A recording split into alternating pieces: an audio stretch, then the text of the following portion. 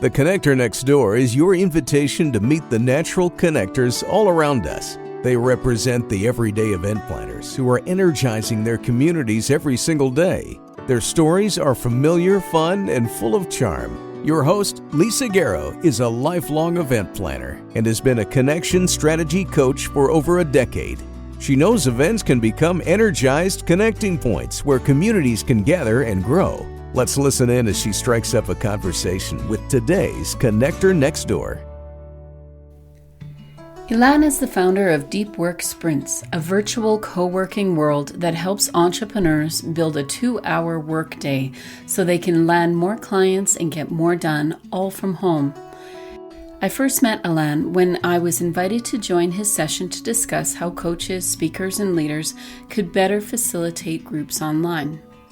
With COVID-19 shutdowns becoming a reality for many of us, successfully moving our workshops, meetings, and connections to virtual platforms was so important. Elan's facilitation of that meeting was a great example of how he works to provide fun and engaging experiences even online. By the end of the discussion, we all felt a close connection with him and each other. Based in Toronto, Elan not only runs Deep Work Sprints, but is on a mission to help entrepreneurs positively impact the world and accomplish their goals faster. He's created a flash mob high five run, randomly high-fiving strangers as you're running, and has once asked Heather Reisman, Indigo's CEO and chief book lover, aka Heather's Picks, what she'd do with 500 extra hours. His ability to balance having fun and getting things done is contagious. Well, welcome everybody back to another episode of The Connector Next Door. And I have Elan here all the way from Toronto, all the way across Canada. For those of you that are listening across the world, it's actually quite a ways between you and I, Elan, but I'm so glad that I am able to walk over to Toronto via this podcast to have this conversation with you. Love having you here. And you are a natural connector, so I'm excited to get started. Thanks for having me here. We talked a little bit before I hit record, and we were talking about the people that will listen to this podcast, the people that I serve as a coach, the people that read our magazine, Moments Magazine.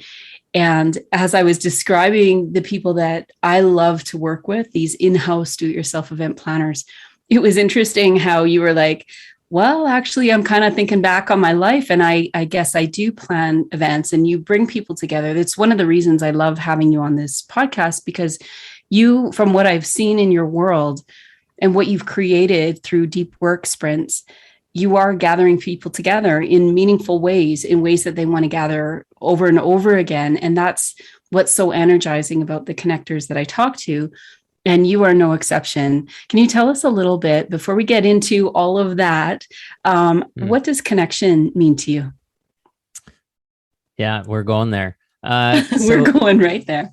Connection, it's something, let's say you're connected to another person. There's like an energy, and this sounds super woo-woo, but there's something about sort of seeing someone, hearing someone, feeling connected to someone, where, you know, you're listening, you're part of their world, they're part of your world. And hopefully that connection is allowing you to help each other in some sort of way, whether it's like having more fun or doing something work-wise, but something that, you know, at the end of it, that connection, you remember those things. You remember those moments.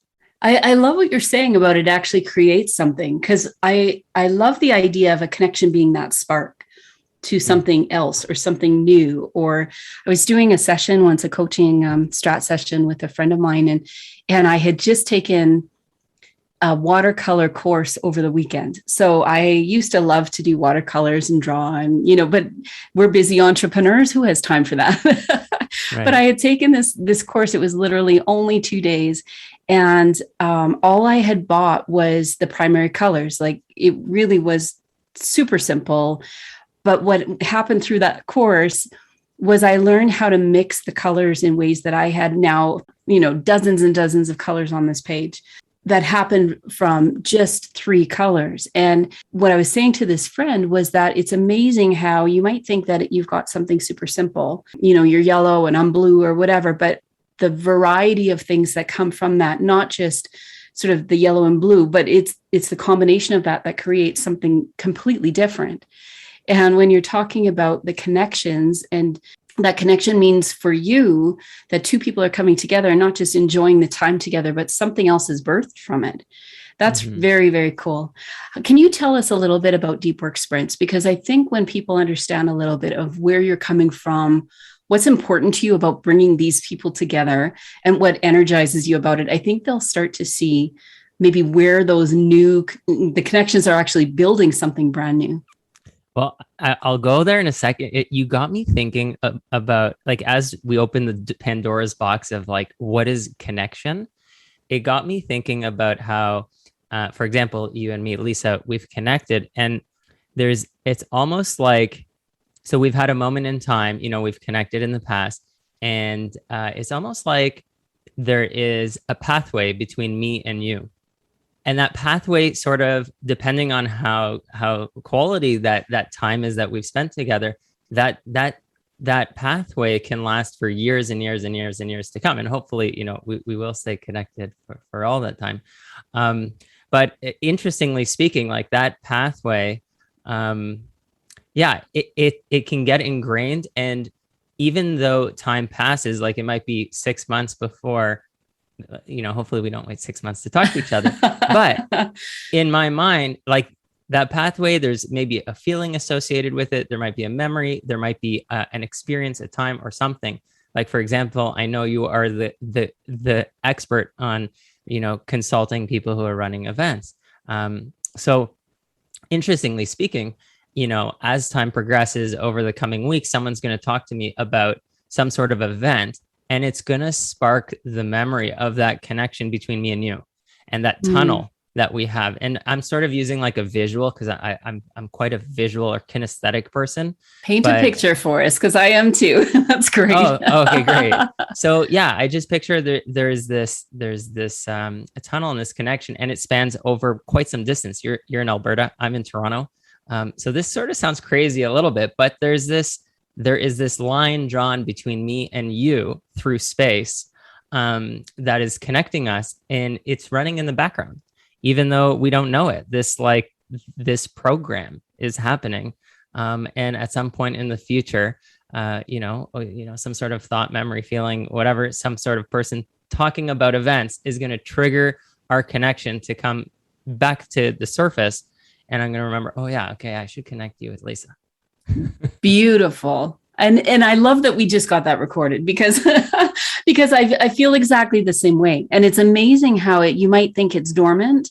Some of these connections that we've made, and probably you too, over the years, a lot of people that have meant a lot to me, not just in my business, but personally as well. And as we move along in life, and then there's opportunities for that to resurface, or you're like, oh, not just I know a guy, but I had this connection with him, and you can trust him, and he's going to be somebody that's going to take good care of you, and he's got some great ideas, and he knows other people. Like it's amazing how that comes back so quickly.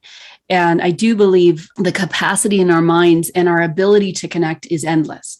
I believe in a world of an abundance, and that if you and I have that connection, and if that's deep under the surface, and as people are looking for opportunities to connect in a online co-working space, you'll come to mind. But that doesn't limit you from having thousands of other connections, because there will be, when it's time, someone else is going to bubble up, and then someone else will bubble up. And when we think of really what has happened over this last year through COVID, my network has expanded. You are one of them. That, you're a testimony to what the gift of COVID has been for me, where I'm seeing that we're just having very real, very fantastic conversations and great ways to partner that might not have come otherwise. And so I love how what you're describing, the under the ground kind of system of connections, I think is even wider now, which is pretty fantastic. You're probably seeing the same thing with your work too.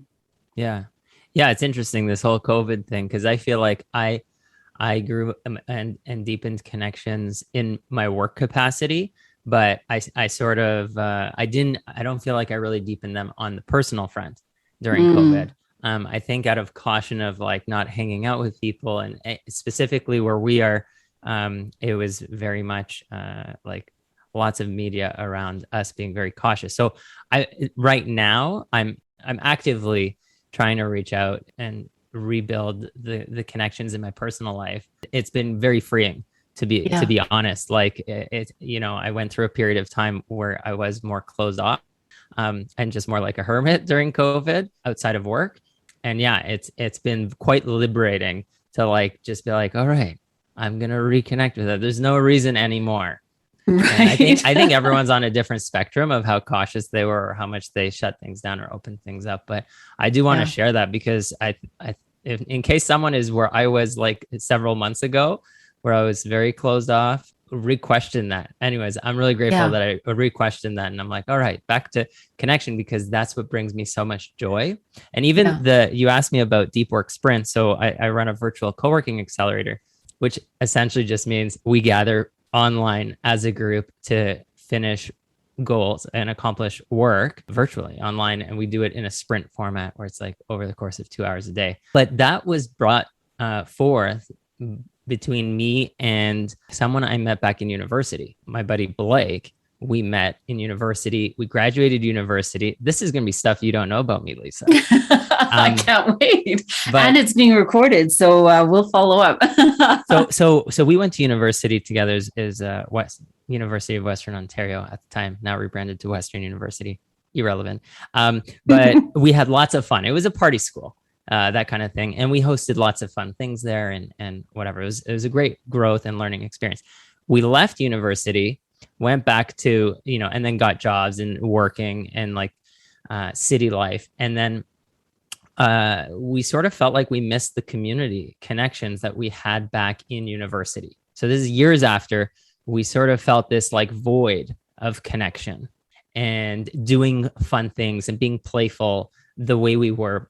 It was like we were trying to do things the way they're supposed to be done rather than the way we like to do things. Yeah. And so we started meeting up for breakfast, sort of semi-regular, like once a month in the mornings, and sort of just having deeper conversations. And it was the first time I had like really deep conversations with one person, and really learning about all the depths of of the things that are important in our lives. And one of the things that came from that was realizing we really wanted to bring back everything we had learned in university that was outside of the schooling, that was all the fun and the connection and the like, just do anything we want to do in the way we want to do it.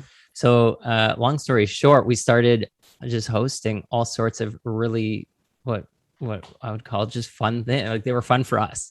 Yeah. So and they led to some really interesting like opportunities. Like we started a flash mob high five run because we were like, we should get back to being fit, but let's do it. So let's be social with it.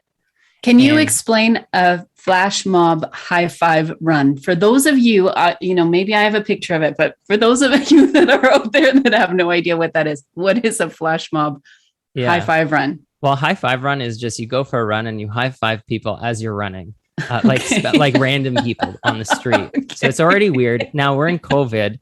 I've been definitely thinking about at what point can we bring the high five run back, and what kind of responses are people gonna have? Like, what did you say? You were sort of not sure how to re-engage. Maybe this is the way. Just like jump into the deep end in the cold water. Just make it happen. Yeah, just handing out high five run. We'll get like all the hand sanitizer sponsorships, and we'll just have like a super soaker gun full of them, and high fives, and then squirt the hands. Yeah. Could you do that in Calgary? Shirts that say "Don't worry, it's safe. We got hand sanitizer and we've got vaccinated." I don't know. Don't try this at home. I'll just say that. Yeah, I mean, we're sort of joking around about this. At some point, sure, it'll come back. But yeah, so we did that, and then that led even to doing that as team builders for some larger companies that probably everyone would know. and it was all about just building connection and getting back to that having fun of like being like a kid again, and just not worrying about what anyone thinks about how crazy you are. But we did a lot of really fun things together as roommates. Like one of the things we did was we wanted to have deep conversations with people. You talk about connections. This is so random. We sat in the Starbucks at a bookstore, and like a very, a well-known bookstore. And we had a little sign that we posted that said, "We're writing a book about people like you. Come talk to us." That's great. And people actually come talk to you? You know what? Most people in line look at us like, who are these crazy people? What are they doing? But like me, I'm not.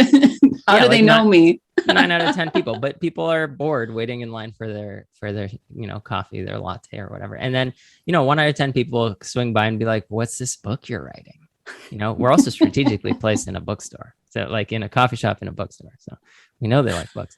And we'd ask them one question. We'd ask them, what would you do with 500 extra hours? And it's like, and they would, it's an open-ended question. Like, and people are like, "What do you mean 500 extra hours? Like what do you mean I get this time?" And you know what? It was crazy. Like, it would start the first 2 minutes. People are always like, "Oh, I'd finish my PhD. Oh, I'd put more hours in at the job." Oh, after like 2 or 3 minutes, they'd be like, "Wait, like I could do anything with this? Wait a minute." They would actually tell us some really like meaningful things to them. And we'd ask them, "Have you ever told this to anyone else?" And most people would say, "No, I've never told anyone that's what I would do if I had that time." And it led to all sorts of interesting things. Like we had a couple of people like totally change their master's programs and like change jobs. Seriously, like some things that were unexpected. Wow. And it led to us even meeting the CEO of that books, Heather Reisman, those Heather picks. Yes, of course. Yeah, so she showed up and she was asking all about us. So we were asking her, what would she do with her 500 extra hours? I would love to hear that answer, but that's her answer. That's incredible. And when you talk about connection, that's exactly the point, right? Like if they haven't ever considered it, number one, I think when we were talking earlier about two people coming together, there's some kind of something in common and a spark happens that can create something new. And exactly what you just described is a bit of that spark, right? Because they're thinking of something new. They're walking away thinking, what would that be like if I had that time? And many, many of us, we won't necessarily go there, although maybe we can go there in the context of deep work sprints, but we think we don't have the time to make that conscious choice to choose 500 hours to something, but you put the connection there, the context there where people are coming together and they're hearing each other. What an incredible gift you gave them, honestly, and maybe comical in some ways too, but what a gift for someone to ask me, somebody random, like, what would you do? And for them to say, you know what, maybe I can live my life more intentionally and see where it goes. Most people had really meaningful answers to them, which would have been like spending time with a particular person or, studying a certain thing. And I think there's something that gave them permission, because we didn't know them personally.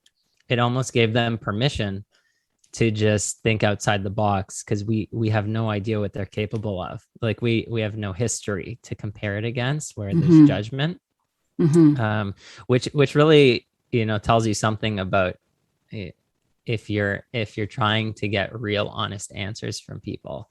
They need to feel like they're not being judged and that you believe anything's possible for them. Yeah. Can I ask you a question? So I'm hearing what you were like in high school, in university, and you wanted to bring that back into your world. And even to do that today, like I think many of us, like I'm now over 50 and we forget, right? There's that life inside of us, that the spontaneity and the things that we can choose, and not everything has to be structured. I'm a planner, so I have to balance both of those parts of my brain. But the other part of that is when you were young. So even before you got into university, did you see that in yourself? Were you connecting people together when you were a kid? And, whether it was to have fun or whether it was to have a deep conversation or whatever it was, was that showing up for you when you were younger? I don't think as much when I was younger. I always did like deep or philosophical conversations. But I don't think I didn't organize, like when I was younger. I didn't organize things, and I didn't, I would show up to things and be very present, like and social. But I don't think it came out later on in life. I think it came out in university. That side of me sort of blossomed. What do you think it was in university that kind of sparked that for you? Was it different people? Like you were saying, the people that came to your table when you were like, what would you do with 500 extra hours? Was it the people in university didn't know you, so you could reinvent how you were showing up? Or what was it for you? I mean, I was surrounded by lots of people who liked having fun. And if you are present and the person that loves showing up, just, being present in that moment, I can imagine there's tons of opportunities to do that in university. So I think probably, in terms of the environment was really conducive to it. And I really took to it in first year, and then second year, I was sort of got really involved with creating events and like just being a leader to first years and stuff like that. I don't know exactly why. And maybe I'm being hard on myself. It feels like a long time ago. I probably was doing some interesting things back then too, but not at the same level. I think I was like an adult at that point, sort of, and full permission to just do whatever I want. And it was like full time. Let's like have fun and grow and get to know each other. And I probably, that's what I took most out of that university experience. But what is crazy is, so in that whole university experience, like I myself have like ADHD, so I'm very excitable. And also, like most entrepreneurs, shiny object syndrome, like and I learned that, I noticed that I had a hard time studying for prolonged periods of times. Like I could study for 30-40 minutes in the library, and then I'd leave, and I'd come back after a break and everyone's still sitting there, and I'm just like, how do people sit? I might take like 4 breaks over the course of a couple hours, and they're still like, no, they haven't moved. So I definitely had that going on. And the way I combated my inability to stay focused for long periods of times was forming like study groups and just like doing things in group. It's just the way I'm more wired. And that definitely set the stage for much later on, like now running these virtual co-working sprints. It essentially is that whole idea of like, look, if you bring a group of people together, it'll make it more fun and more interesting. And like you're accountable to that time. Because I know if I just have something in my calendar, a meeting, I'm always going to show up to that meeting. I'll show up with energy. I'm ready to go. But if it's not with other people, it's really easy to put that meeting with myself off to like another time, tomorrow. And I love what you're saying, because that was kind of what was going through my head. I'm imagining you in university and showing up and having a great time. Absolutely nothing wrong with that. But how that is showing up in your life right now with these literally deep work sprints where you're focusing, you're getting things done. You're celebrating with the people in this room. You're celebrating what they're actually accomplishing in that time. People are showing up. They're consistent, kind of showing up over and over again. The difference between those two things really feels a little bit like a polar opposites, but exactly what you just said. I think that makes so much sense to me, that you can have both end, right? Like you can still have I was going to say the high five run. There's a different name. Where you're doing something that's a little bit crazy and out of the box. But at the same time, you understand that to move forward and to excel in your business and as an entrepreneur, you have to also move things forward and get things done and set deadlines on things. So do you carry both of those kind of daily, where you're just kind of leaning in, the playful part of yourself while at the same time running groups and helping people focus. It seems like that's a pretty cool gift to be able to carry both. Yeah, like I essentially know that I'm better at doing bursts of work, let's say, or bursts of anything. Yeah. So yeah, I lean into it essentially. I'm like, okay, well, if I know that I like working in bursts, then let's do that. Like, and I created this structure so that people can work in bursts. And it's like there's a new event series I'm creating for next year.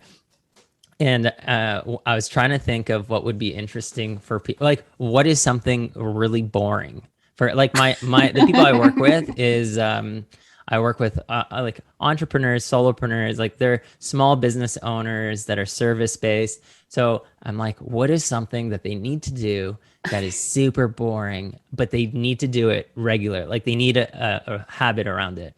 And the thing I came up with was knowing your numbers. So I was like, you know what? Lots of people hate doing like keeping up with you're waving your hands for those I'm waving that can't see you. It's like I should be waving both hands because that's yeah. So I was like, okay, I'm gonna pinpoint like something that's really just really boring for majority of entrepreneurs. And so yeah, like keeping up with your books, or even diving into your numbers of your stats, whether it's your, if you're focused on website traffic or sales or marketing, or whatever the stats are, it's like having a regular ritual around that could be good. So anyways, I'm going to be testing out a new series. I'm still figuring out like how am I going to make it really fun? Like it'll obviously be more fun when you do it as a group. Right. Because everyone else is also dreading this thing. I love that so much. That is such a fantastic idea.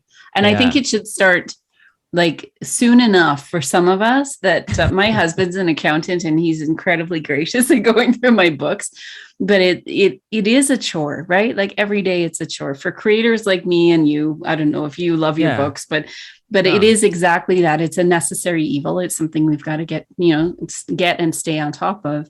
But what a cool idea to do that as a group where we all have to focus, and we get it. It's not the fun part of our job necessarily. Some people might think so, but looking at it like that, and that maybe also is the beauty of connection and community, is that we can do the hard things together. We can come together and maybe you're not doing my books in that time that we're together, but it's knowing someone's going to be sitting there with you and kind of feeling a bit of that pain with you. But then we can celebrate at the end that it's done. So, yeah. And to be honest, the hardest part is getting started. Like I was having a conversation with my accountant because I was like picking her brain as to, like what are the different, types of people that go through this process and their pain points. She's like, honestly, it's getting started is the hardest part. But once you get started, you sort of get into a rhythm with it.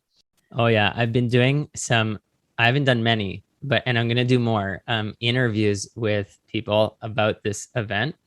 Because I'm trying to understand what is their real pain points. And definitely there's like a weight that people feel around that activity, if they're not caught up, there's like a weight around and a guilt and but when it's done, there's really like a weight lifted, like there's a freedom and there's a power in knowing, just knowing whatever the numbers are.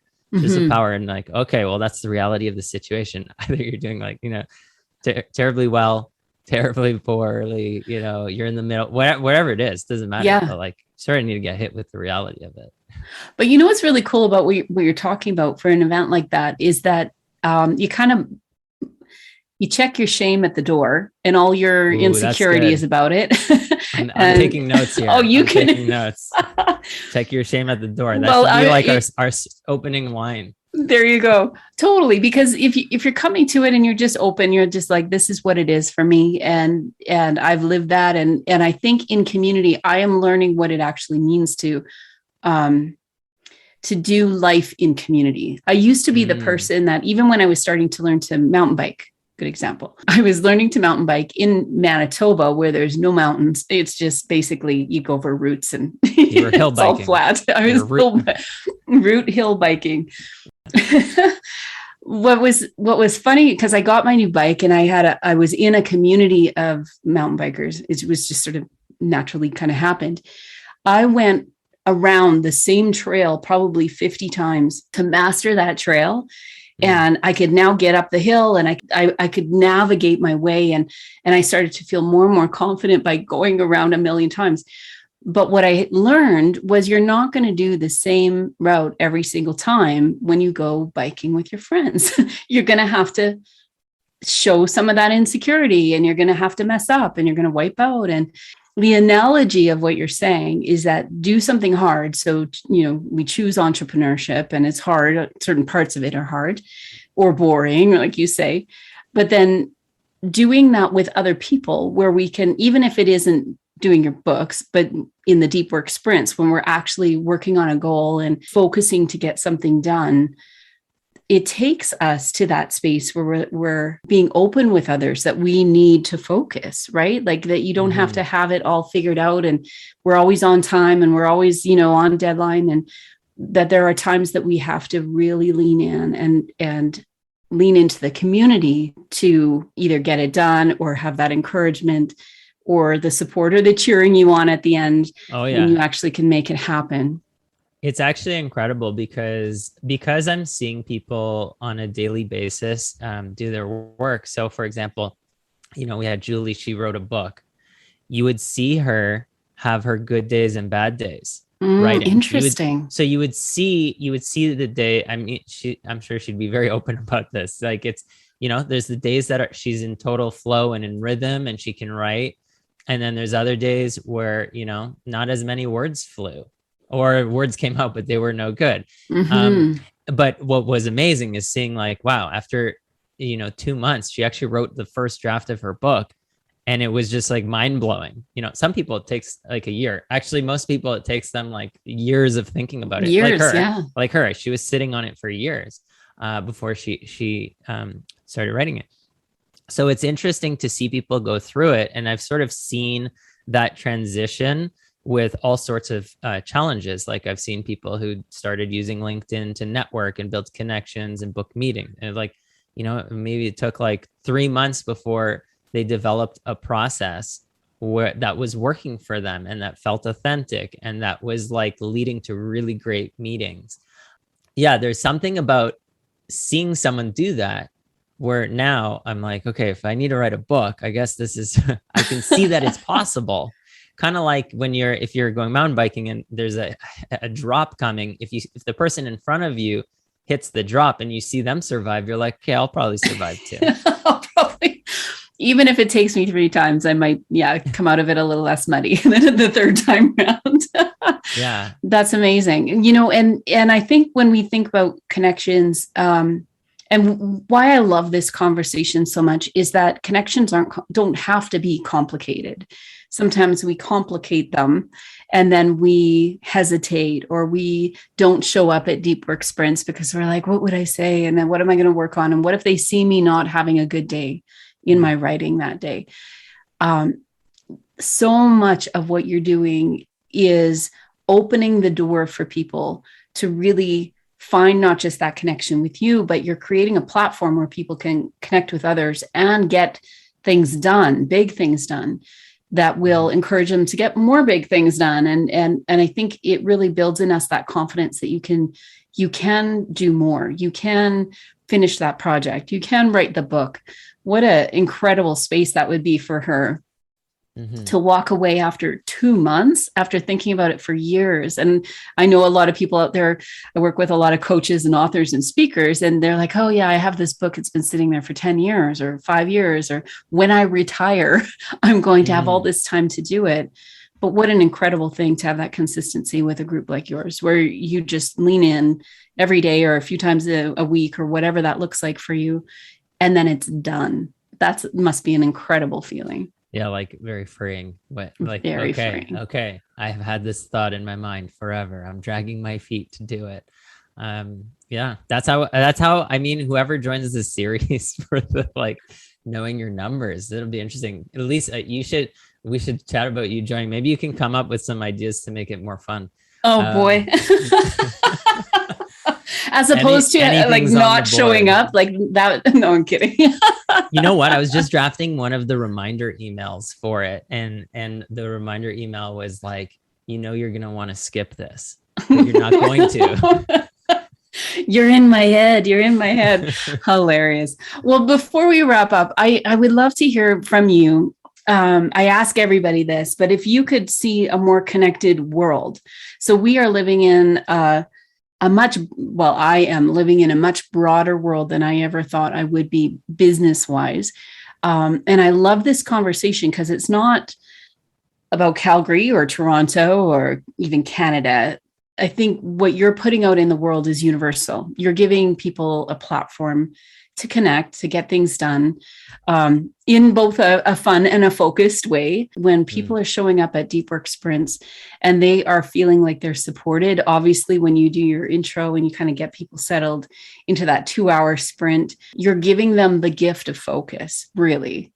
I think one of the really interesting things about the sprint format, it's a very simple format, right? Someone comes in to a sprint session, they declare, here's what I'm going to finish. We set an intention. There's a little bit of a mindfulness, getting into that zone that they want, if they want to be creative or decisive or whatever it is they want to be. And then it's all hands in. You got 100 minutes, get to work. And then when you come back, it's a how did you go moment. So there's a reflection piece. So there's a lot of different aspects involved in this, between like, okay, there's peers that you want to prove that you're doing good work, right? So you're going to do good work in that time, because these people, not only are they your peers, they could be your potential clients at some point. They could be referring you clients at some point. Like, so there's some sort of like natural social pressure to do well, which is a good thing, like just to have a pressure to perform. At the same point, there's a look back at how did it go, and what can you learn? So like today we did there was a rating, like how were you out of 10, but then just like what could you learn from that to apply tomorrow?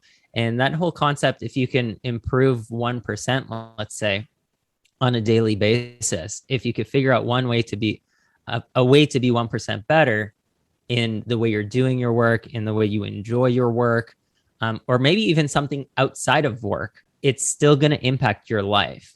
So I love the concept of, if you could just keep adding up 1% better wins in your systems or the way you're doing things over time, that means you're going to have a more well-rounded result for yourself. So what would the world be like if everyone just kept having 1% wins in what they're working on and putting in new systems? If you're like putting on an event, what's like a 1% improvement? Maybe it's like having a follow-up survey or feedback, or maybe it's like reaching out to people. I don't know, whatever the 1% win is for that.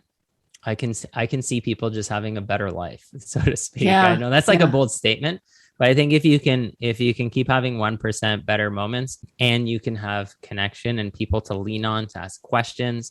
So like today at the end of the sprint, one of the person had a lower ranking on their how they felt like they did, and then there was like this discussion that came out of it, and it was totally a judgment-free zone. I should check your shame at the door. I wrote that down. So maybe it's all yours, and I will do my best. If I show up, I will do the same and lean in. Yeah. But I think if everyone could do the 1% better in any sort of category, and you keep doing that every day, wow, like some great things will keep happening. And I think we're addicted to progress. Progress is kind of like fuel. Yeah. So I think if you don't have progress for a long time, then that fuel, when it diminishes, then the fire burns out. Yeah. And I'm sure lots of people experienced that during COVID, where, progress was either stunted or reversed in certain categories. And then, that hits you. So if you could just, wherever you're at, check the shame at the door, add the 1%, like improvement, then we're on our way. I can't imagine a better way to wrap this today, because honestly, that would be amazing. And we have many minutes in many days, in many months and years to come, that really starting now with exactly what you just said, I think really giving yourself the grace that it may not be huge leaps every single day, but if you just keep showing up and you're recognizing and being open to seeing that 1% and also encouraging that 1% in others the way that you do in Deep Work Sprints, that's fantastic as well. Where can people find you if they want to continue this conversation or get started already with Deep Work Sprints? What would that look like to connect with you? Could they get started right away, or how does that work? Yeah, if people want to find out more info, go to deepworksprints.com. That's sprints with an S at the beginning and the end. And on that's where the website is. If people want to join the mailing list to know about events, the mailing list is like at the bottom of the page. If they want to know any more information, they can just reach out. In terms of like that event series that'll be coming up, that's going to be a free event series, the one with for business owners that want to know your numbers. That might be like a great way for people to get some work done, maybe meet some other business owners, maybe at the end of the year, actually have some like incredible financial systems in place where, it was sort of like stress-free and done. I think that's like let's just sort of pause on that for a second. We're just going to meditate on that for a minute. Thank you so much, Elan. I love the chance to talk to you and learn a little bit more about where your current passion, Deep Work Sprints, and your work has come from, and what we can all learn by leaning into community, being vulnerable, putting ourselves in that space where we might have to be learning as we're going, and bringing people along on that ride is a lot more fun too. So thank you so much for being here today. Thanks for having me. The Connector Next Door podcast is produced by Candy Event Consulting, where everyday event planners and their teams gain clarity, get connected, and grow in confidence. Subscribe at www.candyconsulting.ca to hear visits with everyday event planners who are putting connections first.